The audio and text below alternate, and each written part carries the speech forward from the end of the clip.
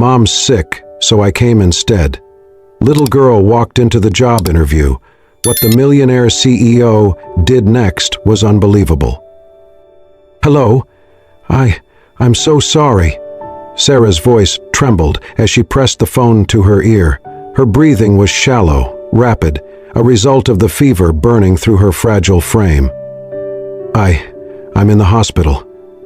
I truly want to come. I've been preparing, but right now Ma'am," the voice on the other end was cold, unbending. "We do not reschedule interviews. If you are not present at the designated time, your application will be disqualified. Thank you." Click. The line went dead. Sarah's arm fell to her side, as if all strength had drained from her. She stared up at the white ceiling of the hospital room, the pale morning light slipping through the blinds. Her vision blurred, but not from the fever. Her heart sank deep into her chest. Slowly her gaze dropped to the worn leather bag clutched against her side, her lifeline. She pulled it close and opened it with trembling fingers. Inside was her resume, carefully typed and printed the night before, protected in a clear folder.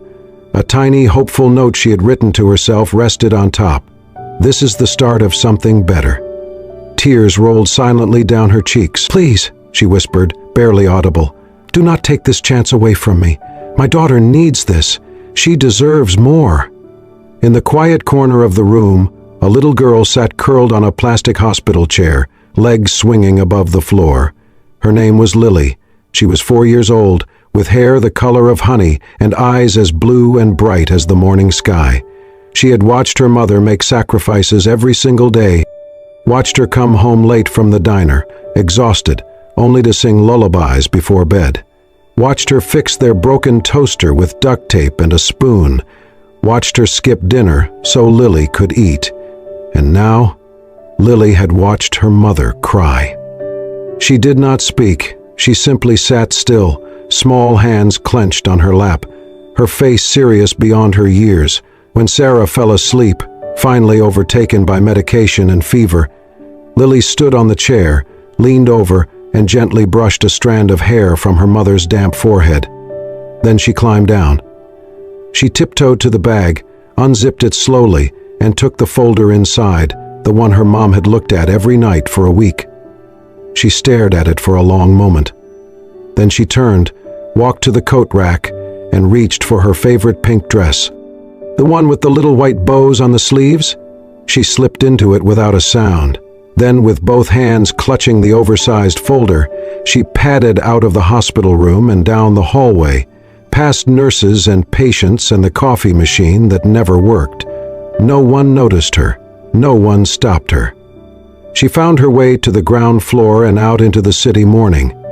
Cold wind pushed against her small frame, but she didn't flinch. She knew where she needed to go. She had seen the building on the brochure her mother had taped to the fridge. The city bustled around her, strangers moving too fast to notice the little girl walking alone, determination in every step. She crossed streets with the confidence of a child who believed in her cause. She took the right bus because she remembered the number. She held the folder tight against her chest, as though it contained magic, as though it could change everything. 40 minutes later, Lily stood in front of a tall glass building, towering into the sky like something from a movie. The letters on the front read, "Braden & Co. Global Solutions." She took a deep breath, then walked in. The reception area at Braden & Co. was buzzing with the usual early morning rhythm, footsteps clicking against the marble floor, quiet conversations, the hum of elevator doors opening and closing. Behind the front desk, Charlotte, the receptionist, was flipping through her schedule for the morning interviews when a small shadow appeared across the marble. She looked up. A little girl stood there, no taller than the counter itself. She wore a soft pink dress with white bows at the shoulders, white socks bunched just above her shoes, and a tiny red clip holding back a strand of honey blonde hair. Her blue eyes were wide, curious, and utterly serious. Charlotte blinked, unsure if this was someone's child who had wandered away from a visitor. "Sweetheart," she said slowly, leaning over the counter, "are you looking for someone?" The girl nodded, clutching a folder almost half her size. "I'm here for the job interview," she said simply. There was a pause. Charlotte tried to process what she'd just heard. "Interview?" she echoed, stunned. "Yes," the girl said again, lifting the folder higher. "It's my mom's. She's really good, but she's sick today, so I came instead." Charlotte stared at her. Around them, a few employees slowed their pace, watching the scene unfold with growing interest. "What's your name, sweetie?" "Lily. And your mom's name?" "Sarah Parker." Charlotte quickly scanned her list. There it was, Sarah Parker, scheduled for 9:00 a.m., the last candidate of the morning. She hesitated. Okay. One moment, Lily." She pressed her earpiece. "Lena, could you inform Mr. Braden that he needs to come down? It's about the last interview. Just tell him it's important." "Very." Upstairs in the sleek, glass-walled executive office overlooking the skyline, Albert Braden sat alone at his desk. 32 years old, impeccably dressed in a tailored navy suit, he was known for being brilliant, ruthless in business, and as emotionally unavailable as he was successful. He had built his company from nothing, and along the way, lost interest in small talk, holidays, and anything that resembled family. He had dismissed most interview days as routine exercises in disappointment, until his assistant appeared at the door, a flicker of a smile tugging at her lips. "Albert, you may want to take this one in person." He raised an eyebrow. "Is it the Harvard grad or the ex-Google manager?" "Neither," she said. "It is. Very unique. Just come down." Albert sighed, stood up, adjusted his watch, and made his way downstairs. When the elevator doors opened, he was greeted by a sight so unexpected that he stopped short. There she was, barely taller than a fire hydrant, standing in the middle of the lobby like she owned the place. Lily. The moment she saw him, her face lit up. "You're the boss?" she asked cheerfully. Albert blinked. "Yes, I am." "I'm here to show you my mom's paper," she said, walking right up to him. "She's sick, but she really wants this job, and I think she deserves it." She handed him the folder with both hands. It was slightly smudged, the corner bent, but he took it. The room was silent. Dozens of people held their breath. Albert looked at her for a long second. Then, for the first time in years, the corners of his lips tugged upward, just barely, but enough to be real. He turned to Charlotte. "Clear my schedule for the next 15 minutes." Charlotte blinked. "Sir, I am conducting an interview." He turned back to Lily and gestured toward the hallway. "Shall we?" She beamed and nodded. Inside the conference room, Albert pulled out a chair for her, twice her size, but she climbed up with practiced confidence, placing her feet on the bar below. Albert took his seat across from her and opened the folder, scanning the resume while occasionally glancing at her. "So, Lily," he said, adjusting his tone, "tell me why your mother wants to work here." Lily leaned forward slightly, resting her hands on the edge of the table. Her voice was clear, not rehearsed, just honest. "Mama works really hard," she said. "She does not buy anything for herself. She always saves money for me.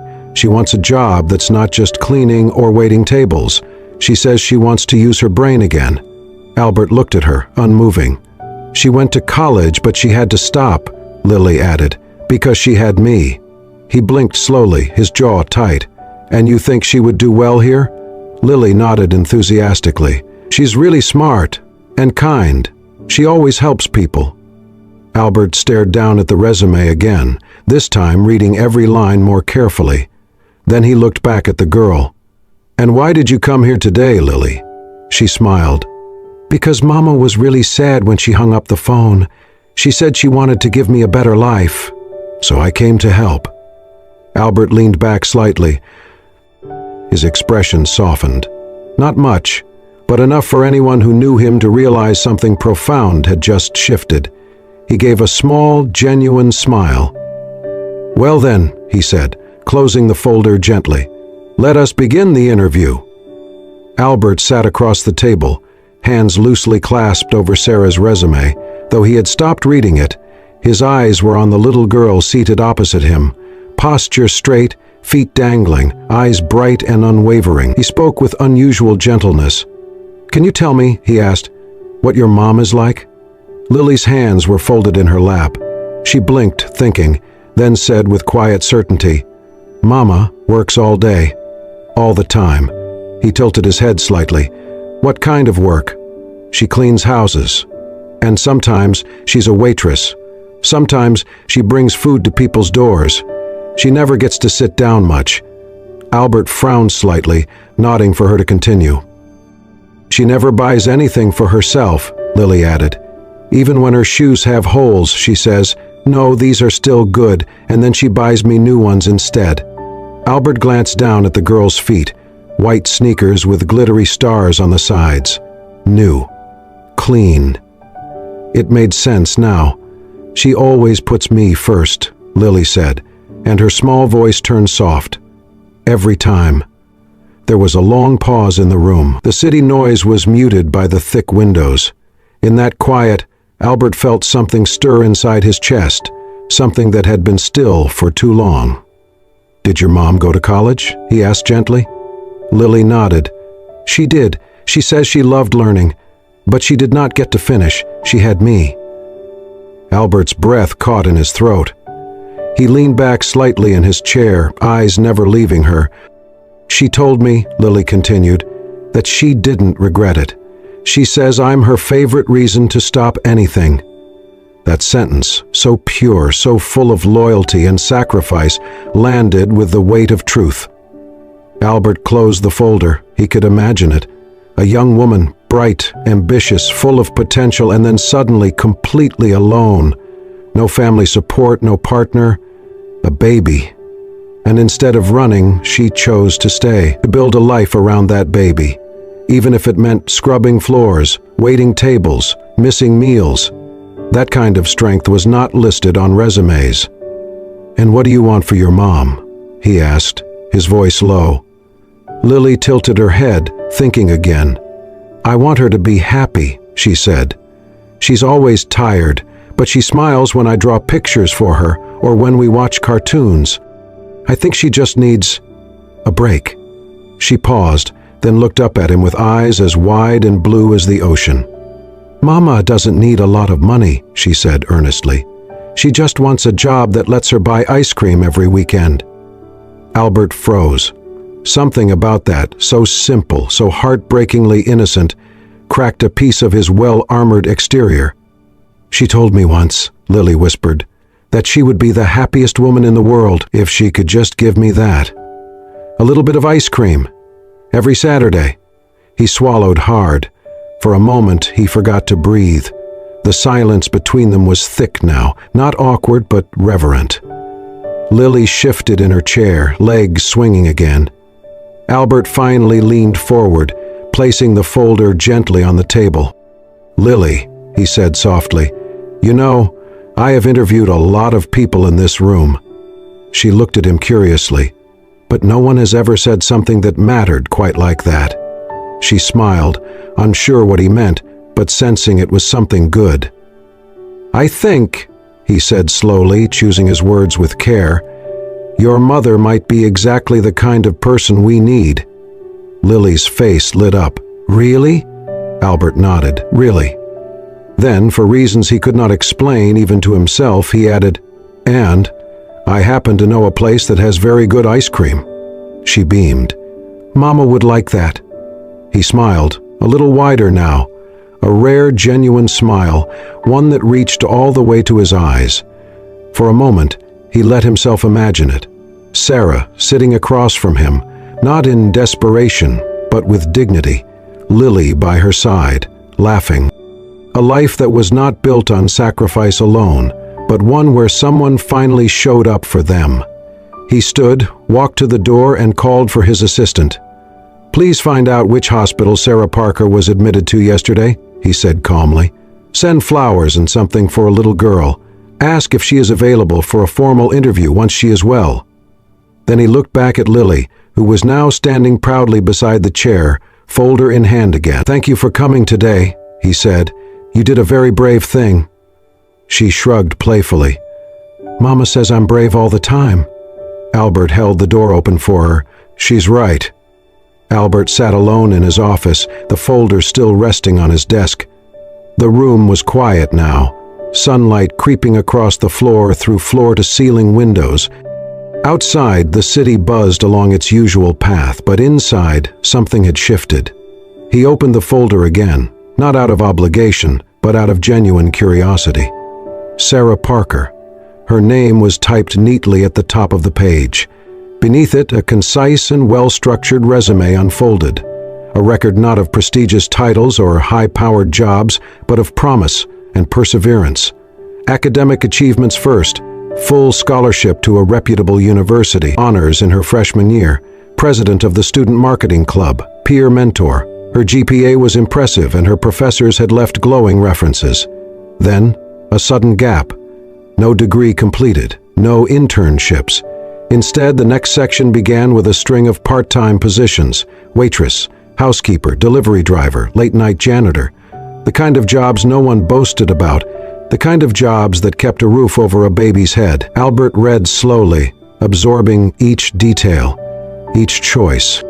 At the very bottom of the resume, beneath the last line of experience, a small handwritten note caught his eye.